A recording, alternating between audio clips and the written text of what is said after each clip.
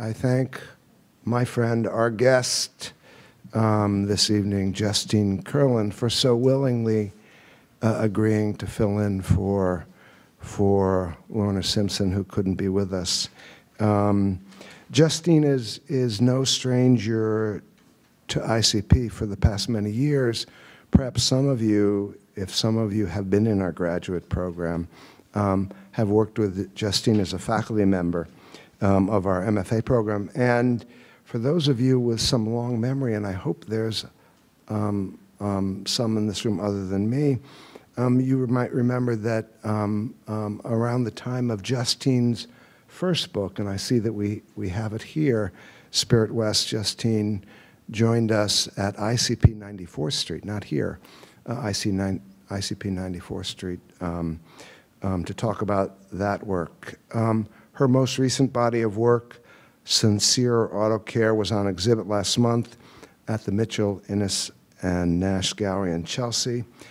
It is a safe bet to say that Justine is a seeker, searching for others on a similar journey in an attempt to understand the promise and the myth of America, to embrace the expanse of our vast landscape, and perhaps to embody the concept of manifest destiny. With an affinity toward marginal figures, hobos, drifters, train hoppers, runaways, participants in medieval fairs, and commune dwellers, Kurland is a consummate storyteller, using photography to build visual poems of America bound for some kind of glory, populated with a romantic idealism, perhaps a utopian fantasy, grand opportunity, everyday reality, and frequently failed social aspirations. The work, at once fact and fiction, is frankly autobiography, both hers and us, her fellow Americans. The photographs are unquestionably authentic, as is Justine. Please join me in welcoming Justine to ICP. Thank you. Thank you, Phil. It's a beautiful introduction. I hope I can live up to it.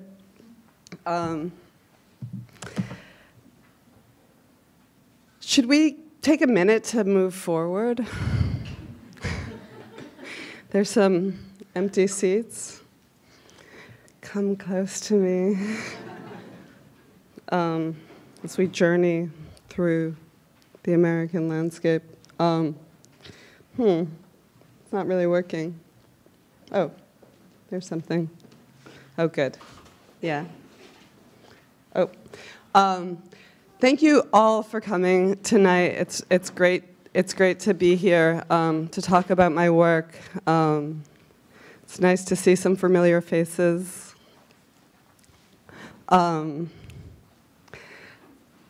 I didn't make this photograph. This is a Carlton Watkins photograph that I want to give you some context to think about the work in. This is am I doing okay with this microphone? Carlton Watkins was a wet plate photographer, early 19th century, working with, in this case, the Wheeler expedition, I believe. This is called Yosemite Falls. I think it's 1871. I'm not completely sure about that. But I wanted to talk about the idea of the American landscape as a receptacle for a utopian impulse, that this photograph is at once geographical as well as economic. The expeditions were charting routes west, areas for mining, towns, railroad. It's theatrical and it's imaginary. This next photograph is by a lesser-known 19th century photographer, a man named Hoffman, and the reason I have it here is to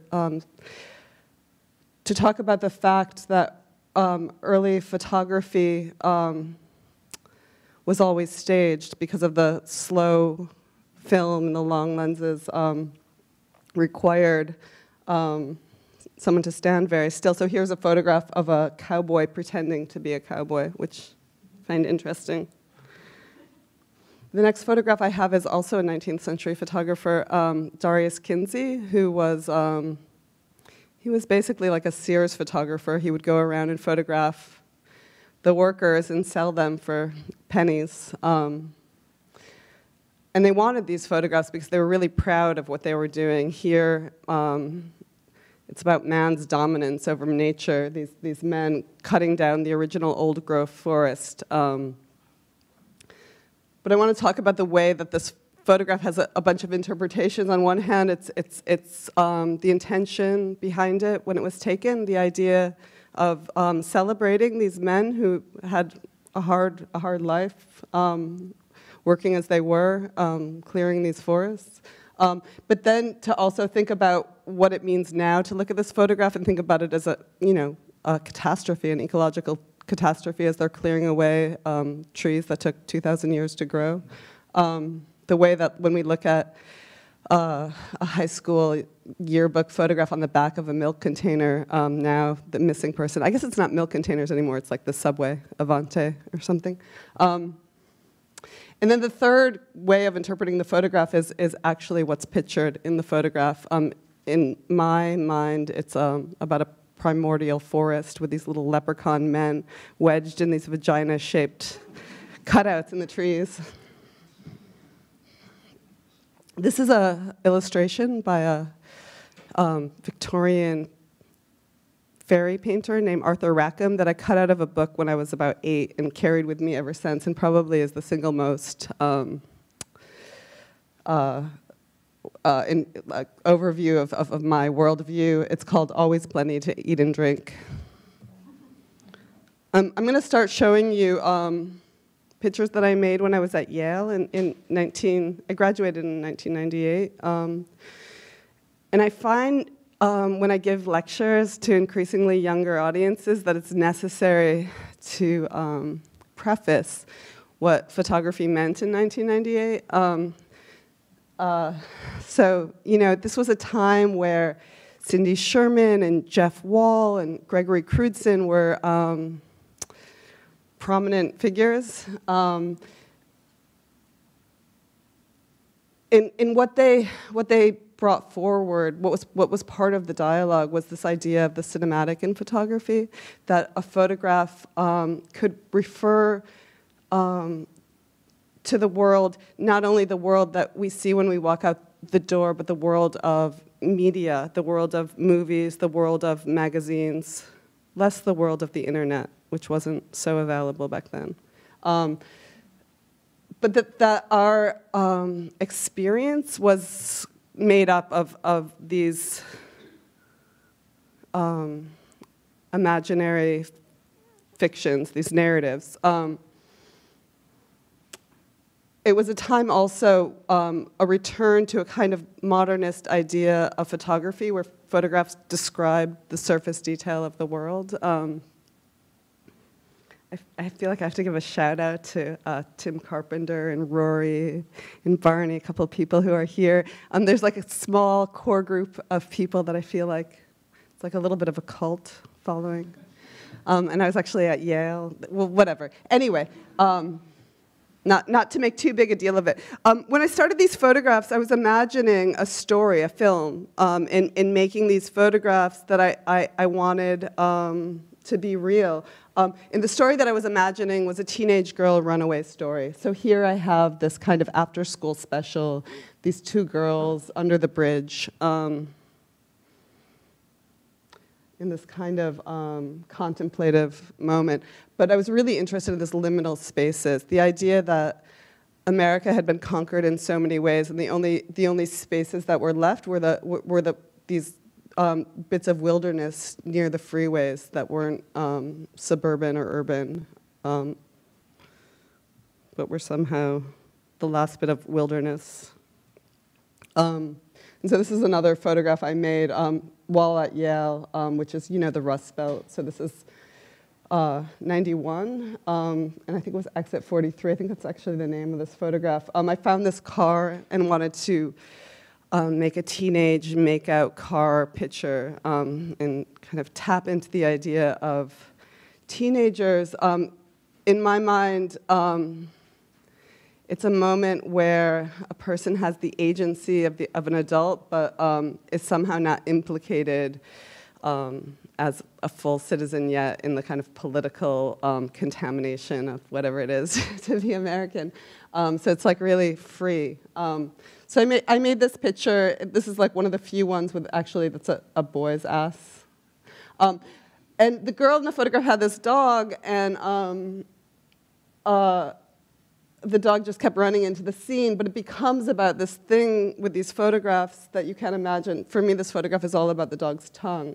I mean, the brown on brown and a certain kind of formal consideration, but it's about a certain kind of feralness that wasn't imagined in the picture. So unlike other practitioners of staged narrative photographs, I think what distinguishes my work was a low production value. So, you know, there's a way that the photographs are made and they unravel. But this picture, for instance, this is Bridgeport, so like a town or two down 91. This was a girl who was an undergraduate, a freshman, who wasn't albino, but she was so pale.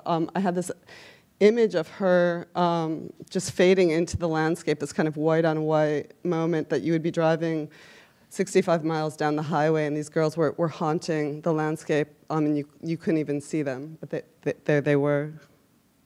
So this idea of travel, of the road, was really important to me early on.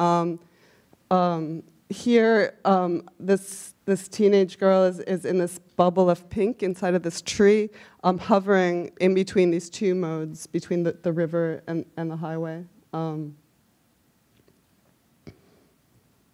And again, in another kind of a bubble, I was interested in a kind of pictorial haze that I imagined these girls, this kind of perfect state of this girlness existing inside of, but that they're lighting these smoke bombs, so you see the way in which they're creating their own sense of illusion, so it's a kind of posturing. And if there's anything about being a teenager, is that it's a kind of a staged, it's a staged thing, it's a staged process of life. So here's these girls in this kind of hazy, pictorialist bubble, but again, this kind of iconography of the road and the sluice. And I was really interested in a kind of camaraderie between the girls, a kind of pre-sexual love that they would have, a kind of bonding. So I mean, really, if you were to run away from home, you know, it wouldn't be so idealistic. It would be pretty rough. Everyone probably, you know, you might end up finding some people to hang with, but you know, it wouldn't be this one person feeding another person. And again, this kind of iconography of the car, which clearly comes through later. This is a photograph from, I'm showing you work it's from 1998 basically to 2001, so the work in that time period moved around a lot. This was part of a series that I called the Boy Torture series, and the girls would help me collaborate. They were really excited about boy torture. But this is actually a John Waterhouse illustration of these water sirens who eat a young hunter.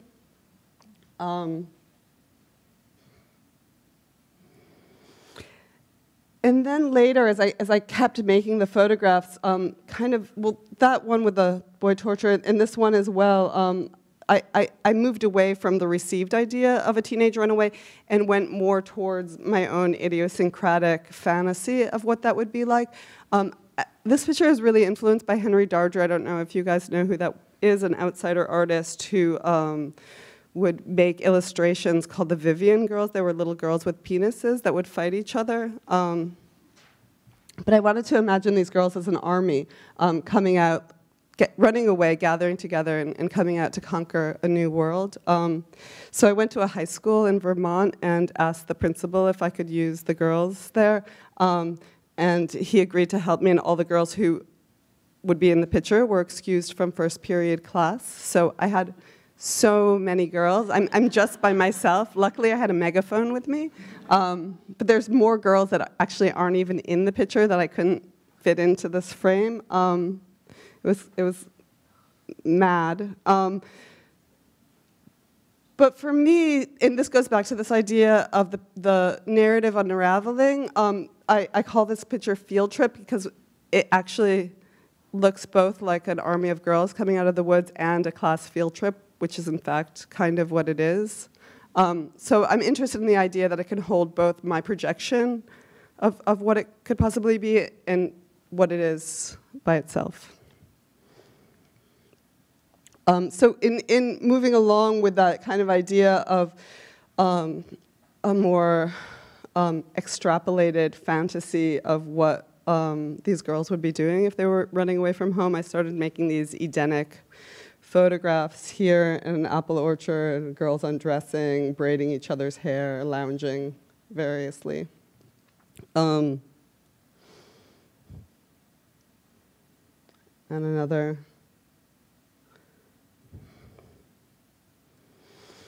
But at a certain point, I finished graduate school, and it became obvious to me that I needed to go on the road, that the process of making the work had to be equal to what the work was saying, and that I had to embody the spirit of the teenage girl runaway. So I started these road trips that I've continued to do up to the present day. Here I am in the South, and I was interested in the way that the landscape itself had a certain kind of narrative connotation to it that you can understand when you see the density of foliage, the bramble, the thickness in the air, the kind of way that Faulkner would write a story. And here I am in the Southwest and imagining this kind of chicken and the egg. Does the landscape make for cowboys as the cowboys make the landscape? And this kind of all the way west in California, this kind of 70s California dreaming sunset picture. I'm going to show you a few other girl pictures. I had a residency in New Zealand. And so the photographs, even though they're staged narratives, I was really trying to locate something true about the locality. So the narrative that I had of American girls was really different, I think, than the narrative of New Zealand girls. New Zealand's a commonwealth, and the girls, whether you go to public or private school, you wear these uniforms. And I was thinking of the school uniforms as this kind of vestige of a kind of colonialism. And at first I was thinking of a kind of Lord of the Flies story with the girls, but as I was there, it was more of a kind of Nicholas Roeg moment with the picnic at Hanging Rock. I don't know if you've seen that movie, but it's a movie where a bunch of 19th century schoolgirls go out on a picnic, and then the didgeridoo starts sounding, the wah, wah, wah, wah, wah, wah, wah, and they all take off their clothes and then, like, get seduced into the nature. And there's this clash of cultures there between the Maoris and the Europeans, and it definitely feels like this duality between the two, and a kind of feeling of transcendence to kind of want to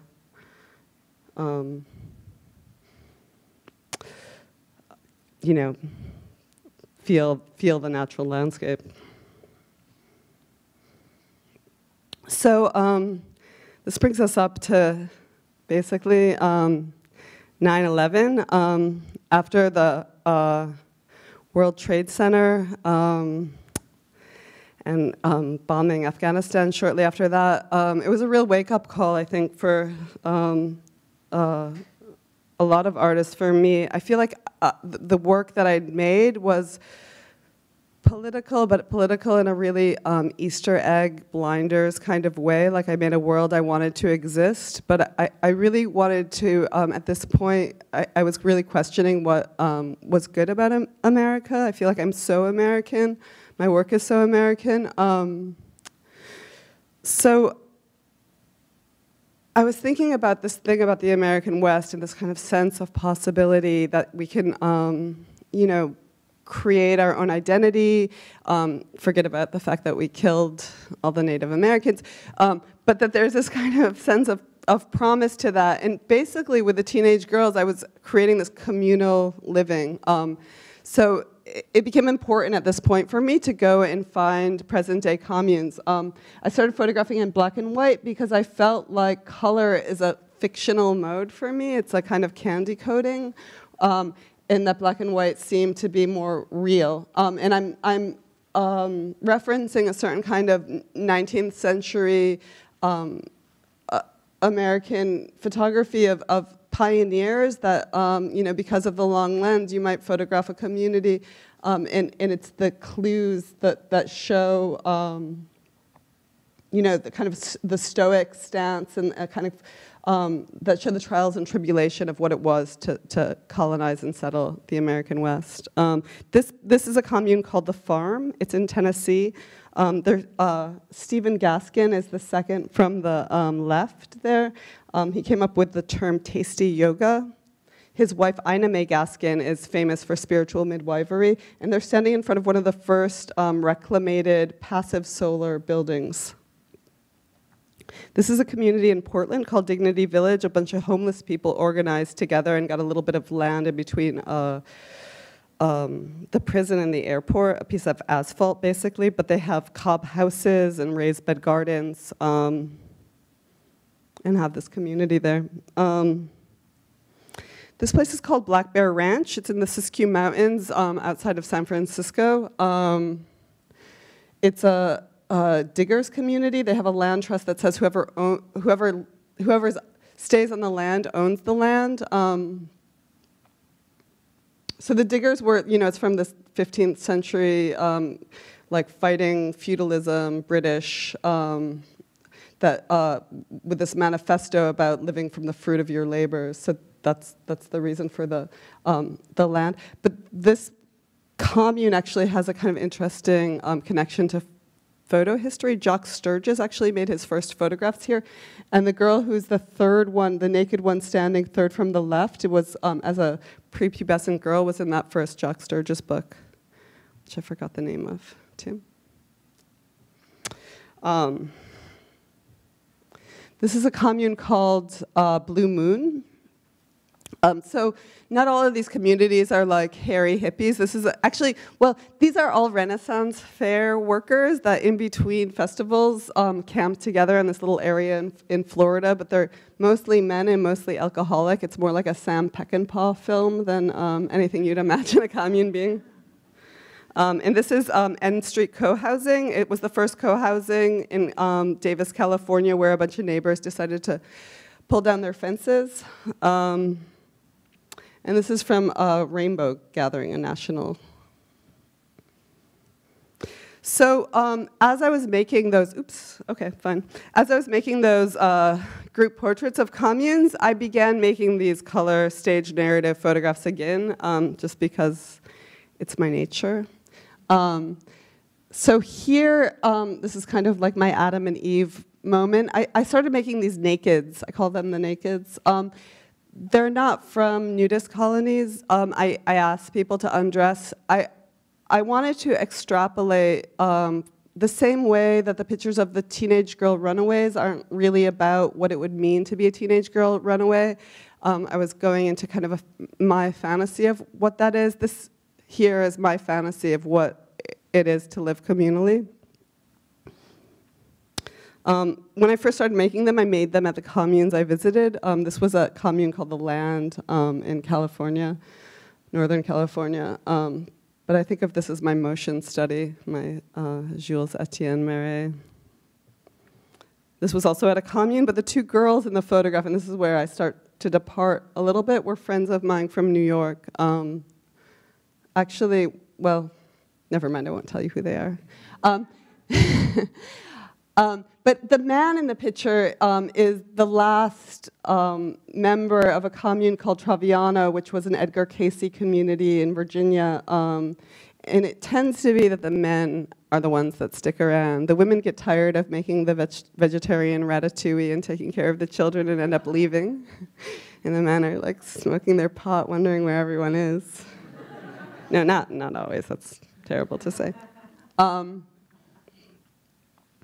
But I started moving, and this is also a man from a community. He's actually from the Blue Moon community, the Renaissance Fair one. I started becoming more interested in a kind of subjective romantic idea that maybe detached from the idea of communal living. This one I called After Blake, because I feel like this guy looks like a William Blake.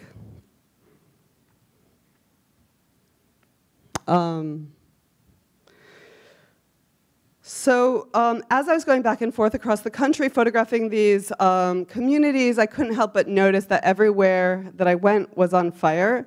That's not totally true, but you know, because of global warming and climate change, places that were supposed to get rain weren't getting rain, and places that weren't supposed to get rain were getting rained, and there was this kind of ecological disaster. And I began making my first photographs of landscapes without figures in them. And again, thinking back to this 19th century idea of photography, when the Civil War was photographed because of the wet play cameras, because of this long process of making the pictures, it was often times that what was pictured in the newspapers were photographs of the forest where a battle had been taken, and the severity of the battle was measured by how many trees had been knocked down. And so in that way, when I'm talking about the American West being this kind of receptacle to a utopian impulse, now seeing these burnt down forests, and at this point, this is 2003, when we were bombing Afghanistan and maybe Iraq, but at this point, it seemed like it showed a kind of dystopian sense of what America had become.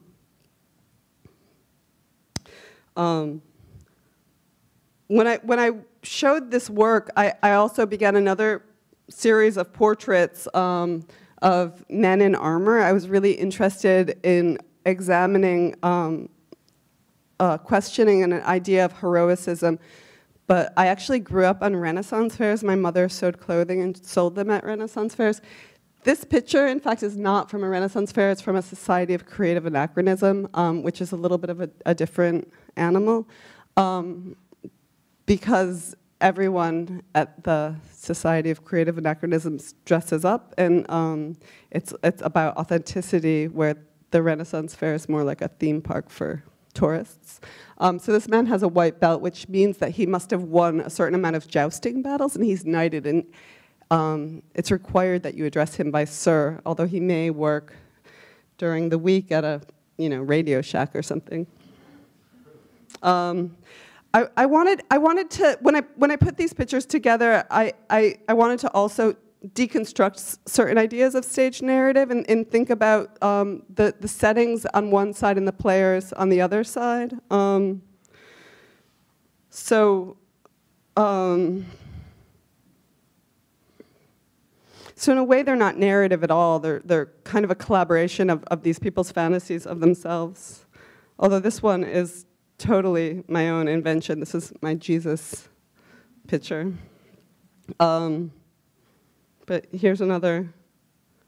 I remember talking to a friend of mine about this work, about the Renaissance Fair and about these knights in armor, and she told me that she thought that white people were excited about the Renaissance because it was when they got to feel authentic, which I think is pretty interesting. And then I made this puppet picture, which is pretty creepy. You guys should all see the Greer Langton show at Participant. I'm just gonna do a little promotional. I made those pictures actually while I was pregnant, and in 2004, I gave birth to my son Casper. And when he was first born, I think he's 6 months old in this photograph. But for the first 6 months, I didn't know how to be a mother or an artist. I mean, I still continue not to know how to be either of those two things, but it was really profound, coupled with a kind of postpartum depression, and I spent 6 months shut into my apartment until I finally decided to take Casper on the road. And so this is one of the first photographs I made with him. I started photographing my Mama Baby series at this point.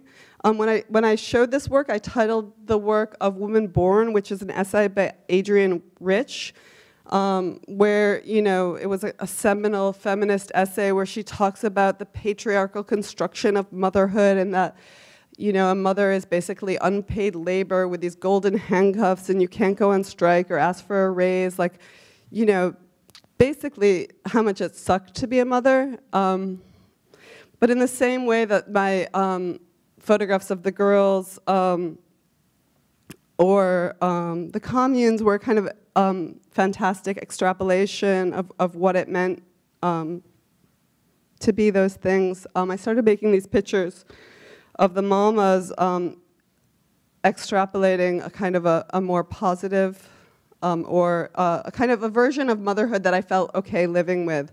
I'm definitely walking a very dangerous line of essentialism in this work, but there is something so animalistic when your child is really young and they're, you know, sucking from your boobs and you're wiping their ass, and it's like this kind of bodily thing that you're in that's so deep. I mean, if I can't really... It was also a thing when I talk about the American landscape that it seemed clear to me that if I was talking about the teenage girls as an idea of running away to find a sense of home, and that the communes was a sense of like staying to work the land, the labor, through the labor, through the sweat of your brow, that these photographs were about what was at stake, who inherited that land. This is a self-portrait with me and Casper.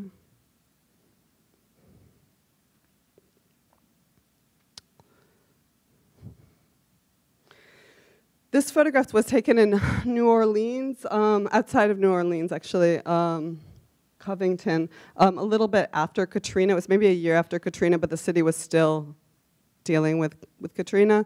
And the woman I photographed, coincidentally, was in labor while I was taking her picture. So I titled this piece, Wild Palms, after that William Faulkner story. I don't know if you've read it or not, but in it, an ex-con is in a rowboat.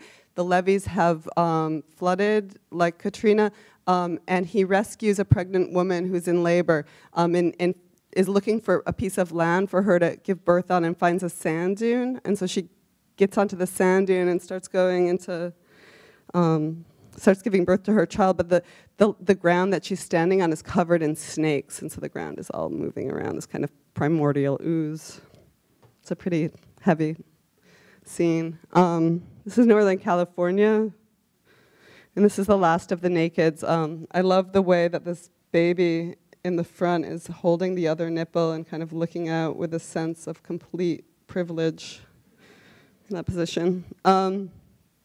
Here's my own child, Casper.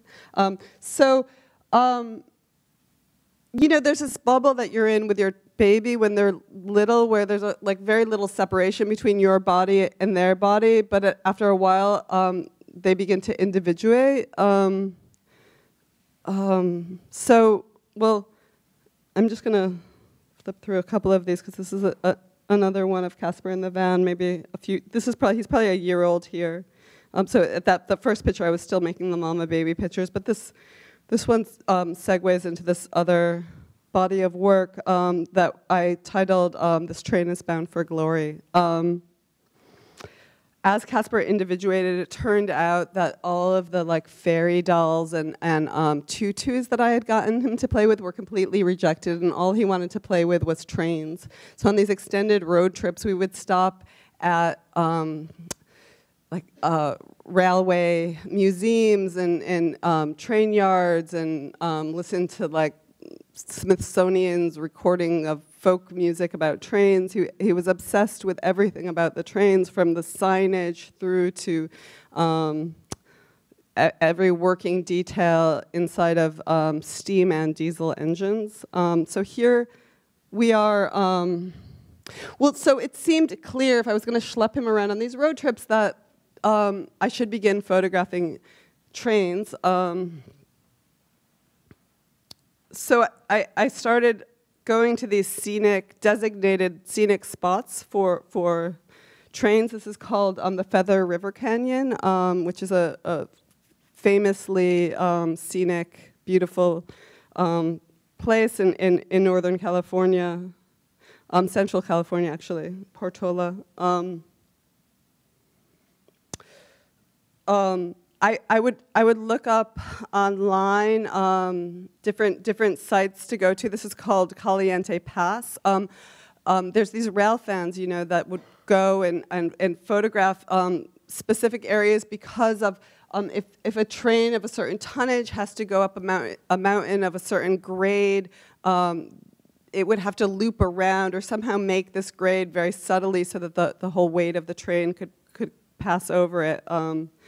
So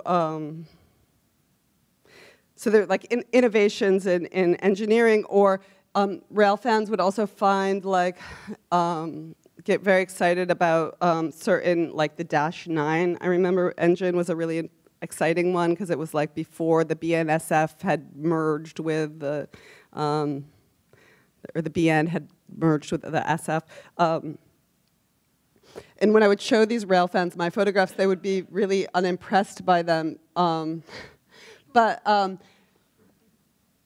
I was interested in the trains as a kind of symbol in the American landscape, a kind of artery that had originally settled the American West, both figuratively and literally, but now was like the rusted out artery of a post-capital, bringing our stuff from the shipping ports from China to the Walmart to the landfills. This body of work was the first time that I made work where the photographs, the nominal subjects of the photograph wasn't what the pictures were about. It was the first time that the space in between the pictures was more where the narrative of the photographs was contained. So in this body of work, I made 3 distinct styles of photographs. I made photographs of trains in the landscape, and then I began making these photographs of modern-day hobos. I was interested in them as a kind of, again, a fantasy of my own sense of wanderlust, of kind of a vestige of 1930s Dust Bowl. Although hobos, as soon as the train was built, people rode them. I mean, the people who made the trains and cleared the towns, that was disposable labor. And as soon as that work was over, that was the way that the people on the lowest rung of the economic ladder would get from town to town. So like in the 1800s, people were riding trains. But yeah, so I began looking for these kids who rode trains. This is a catch-out spot. I got a little zine called Crew Change, which this guy named Train Doc writes. So there's certain places where there's crew changes. An engineer can only be on a train for 12 hours, so it has to stop. And usually it stops at rail yards, but sometimes it stops here. It was just a, God, now I already forgot that all these train terms, but it's called, like when the train's here and there's a siding. This is the only picture I ever managed to make where I was photographing trains and I actually saw riders on the train. And this guy's probably not he's not a train rider at all. This is Denver. This photograph's called Prospecting the North Fork of the Platte River, which is a Superfund site. But he's getting crawfish and giving them to Casper. But yeah, so it's this intersection, this work between my life on the road with Casper as a mama, a fantasy of freedom that's embodied by these hobos, and the trains as both a literal fact and a kind of historical fact in the landscape. So this picture is called Family Portrait at Family Campground. The person who's operating this camera is Victoria Samboneris, who is also travels on the road, and we just happened to cross over in Wyoming this summer. So, often the times that I photograph Casper are not a loving moment of a mother gazing at her child. This photograph was made in San Luis Obispo, where I had planned to go on a 2-mile hike to this viewing spot for the coastal line, which runs once a day. And when I got there, Casper had fallen asleep. And you should never wake a sleeping baby. I knew that if I woke him up, there would be no way I could get him to hike up the 2 miles. The Quest to Grade, it was called. So I made this photograph instead, with a feeling of being completely imprisoned in this moment.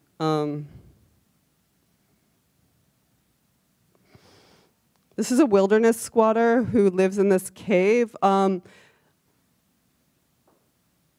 He clears non-native invasives from the forest where he lives. The people who ride trains, there's a whole range of different attitudes, from people who are simply dropping out, embracing addiction, you name it, to the people who really have a kind of ecological concern.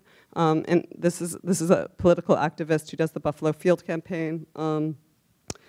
This is in Santa Cruz, California, the redwood forest behind the university. This is also a wilderness squat where a girl lives here. It wasn't passed down to her a few generations. It's been here for about 20 years. It's a little house that has 2 floors, and she has a composting toilet and hauls her water in, but no one knows where she lives, and she always takes different paths to her house, so there's no clear way there. This is Cuervo's camp. I'm going to talk to you about Cuervo pretty soon. So kind of randomly arranged, actually, now that this is a guy that I dated, actually, for a little while. He was a Mormon who had studied in Arizona biology and got really disillusioned by the corporate funding of institutions there by Arco Sante.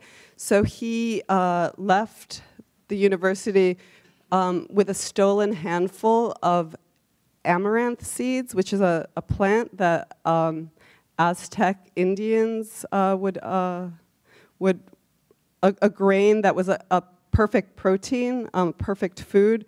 So these were heritage amaranth seeds that he wanted to then repopulate the earth with. He was pretty foxy, I think. He reminds me of Pa from Little House on the Prairie. But it didn't work out too well. He would tell me that I luxury camp, and he was really scornful of the plastic toys that Casper played with, and different things. So I eventually got him a bus ticket back to the forest. But this looks like him, but it isn't him. This is a wilderness, a Skillshare. So this guy's making cordage. It's a bunch of people. This is also, not also, but this is in Arizona, outside of Tucson. There's a kind of good story about being here. I was camped with Casper, and I remember going to the campfire at night with him, and he wanted to bring this glow stick. And I said, Casper, you can't bring a glow stick to these people. They're not gonna appreciate it because they're trying to do things the natural way. They were like, they were learning how to tan a rabbit hide with the brain of the rabbit, things like that. But I remember Casper saying to me at 5, I think it was 5, he said, "But Mama, they have cars and tents," which was, kind of true. Saw the irony of the situation. I guess there's a way with these photographs that I'm inflecting a kind of romanticism that I had in my early work with realism. This is a snake that I was at a hot spring, and this rattlesnake was crouched up under this bench here where people were changing, and this man killed it with a stick. It's kind of still alive. That's why the tail is a little blurry. It's shaking. And this is Cuervo. This photograph is called Mama Burro Now Dead, meaning the burro is dead, not Cuervo. I met Cuervo in Arcata, California. He had just walked from Mexico with 3 donkeys, a wolf, and a dog, and he was spare changing mamas in front of the co-op. But he embodied for me everything that at this point I was interested in, the kind of American outlaw, kind of Thoreauian self-sufficiency. So that first summer I met him was where that campsite picture came from. And this is, at the end of the summer, he walked or rode his burros across the Sierra Mountains. And this is Doyle, California, which is on the border of Nevada. And this is him at that same location in the winter where it's minus 17 degrees. He's built this wickiup, he calls it. It's willow that he's pulled together and filled in with sagebrush to keep warm. He's writing me a shopping list, and it's a really crappy slide, but in the corner right by that gallon of oil is a cat's head, a bobcat that was killed on the train track behind his camp. In the next summer, he crossed back over the Sierras. He's back in Northern California, and he's wearing a hat made from the skin of that bobcat. And this is the train from his camp that both killed the bobcat and Mama Burro. This is a man that looks like Cuervo, but is not Cuervo. What I like about this picture is he has a tattoo of himself as a young hobo. This is a photograph I had made when I was doing the commune pictures. I had to get my tire changed. I'm in Eureka, California. And across from the mechanic garage was a mission, and this is the feed line of the mission. But now that I was photographing these train riders, this picture seemed to make sense to me in a way that I hadn't fit in quite with the commune pictures. I feel like they're like the Dirty Dozen or something. I mean, there's a kind of idea of what it means to be homeless in California that's really different than what it means to be homeless in New York. I mean, clearly it sucks no matter where you live, but there's a kind of way, a kind of dignity to it in California because basically LA was settled by the Okies going to look for work in California. It's like that history of prospecting and looking for economic means is not so old.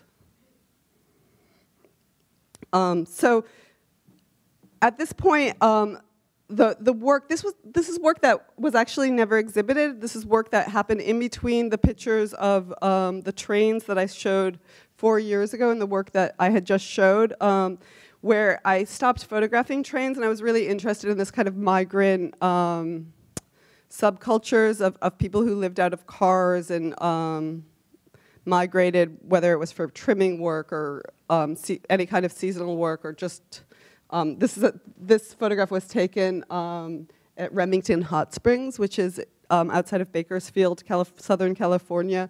It's a national forest, and you're supposed to only be able to camp there for 2 weeks, but you can camp there for free, and people stay there on and on. So this was a family that actually had 3 kids that weren't pictured. And I'm going to read you this little quote that was important to me from John Steinbeck, that was what kind of motivated this work. It's from Grapes of Wrath. He writes, "They were not farm men anymore, but migrant men, and the thought and the planning and the long staring silence that had gone out to the fields went now to the roads, to the distance, to the west." So here's these kids who are doing seasonal trimming work in this is Arcata, California, actually McMinnville. This is New Orleans.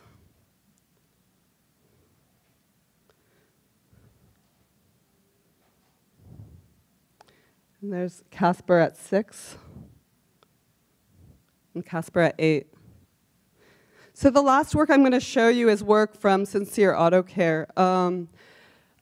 I became more and more interested in the idea of photography's ability to document the actual world. I became more interested in what was in front of my camera, and in some sense, letting go of a certain kind of narrative projection was the product of a kind of disillusionment, maybe.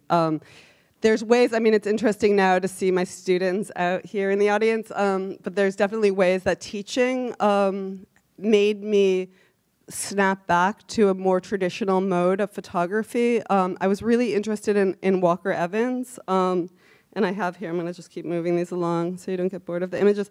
I have a quote here also from Todd Papageorge, who's my professor at Yale, who I hated at the time. I mean, but he's the voice that I hear in my head. He's the, you know, the father you have to kill, the kind of, I'm taking a picture and he's like, what are you even looking at, Justine? It seems so unspecific. Or like another one is like, if you take your camera with the same lens and point it at the same subject, you will make the same photograph. There's another thing he said. But as I age and as I teach, I realize that there's something really true about what he says about the kind of ability of photography to transform the world around us.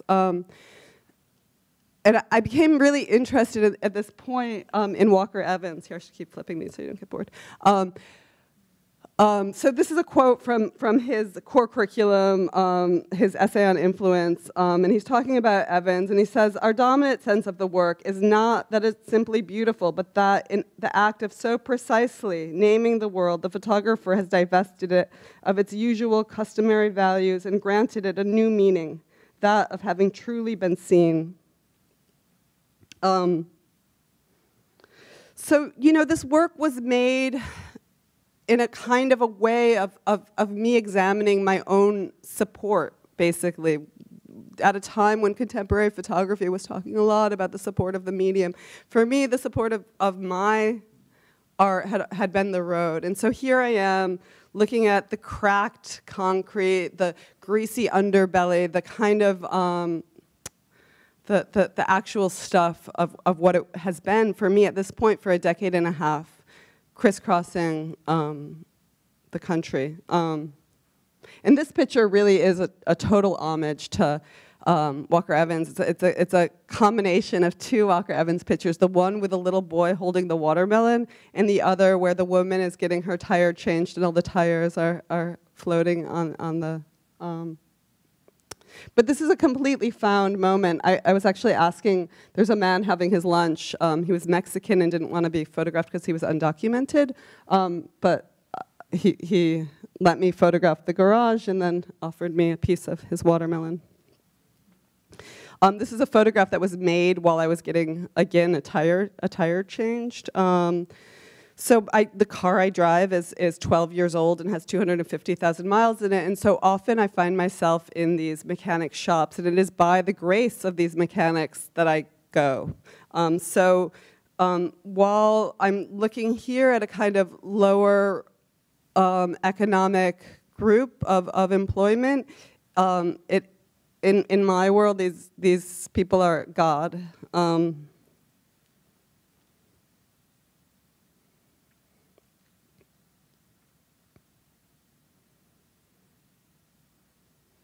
These are kind of randomly organized.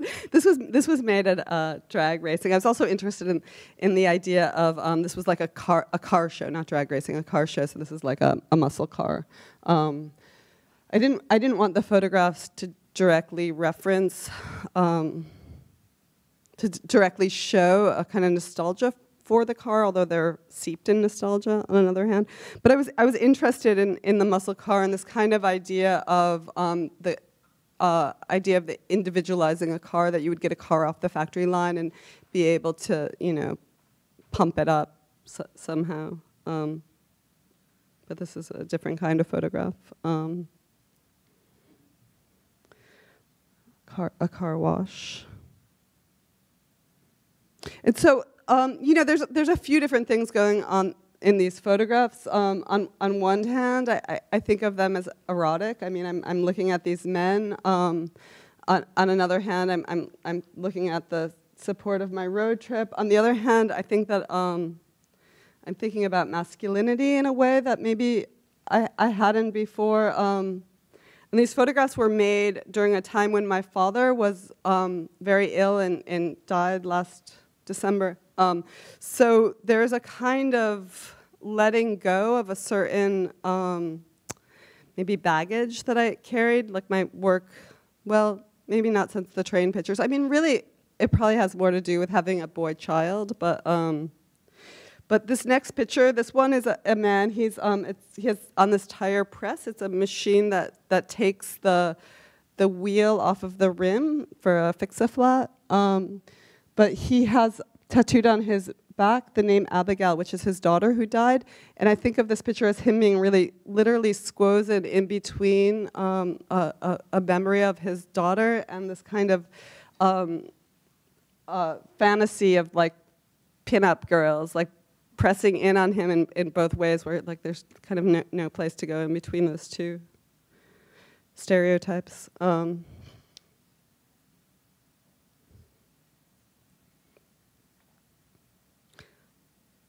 just going to flip through these now.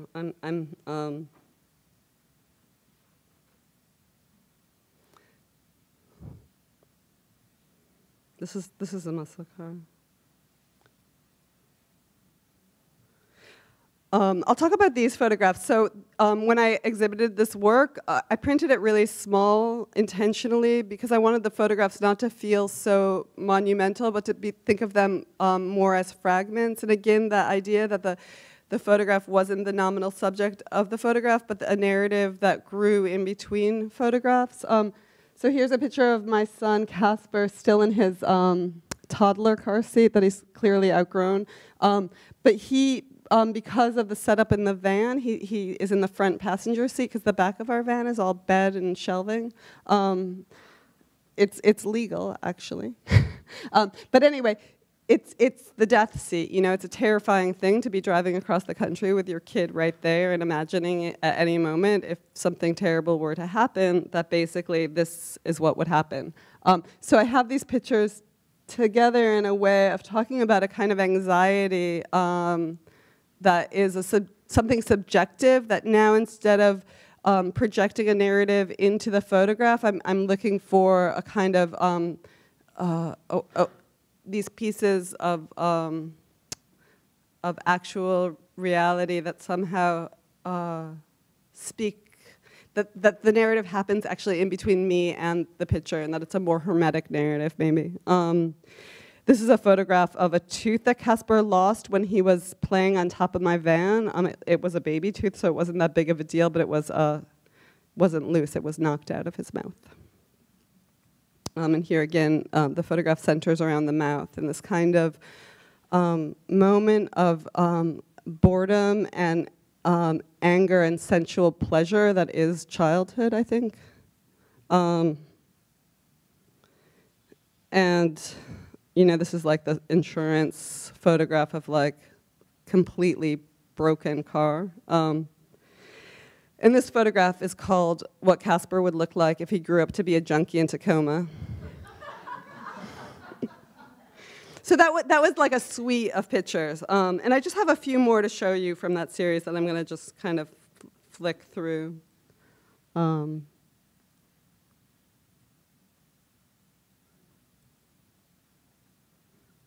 I'll let you ask questions afterwards.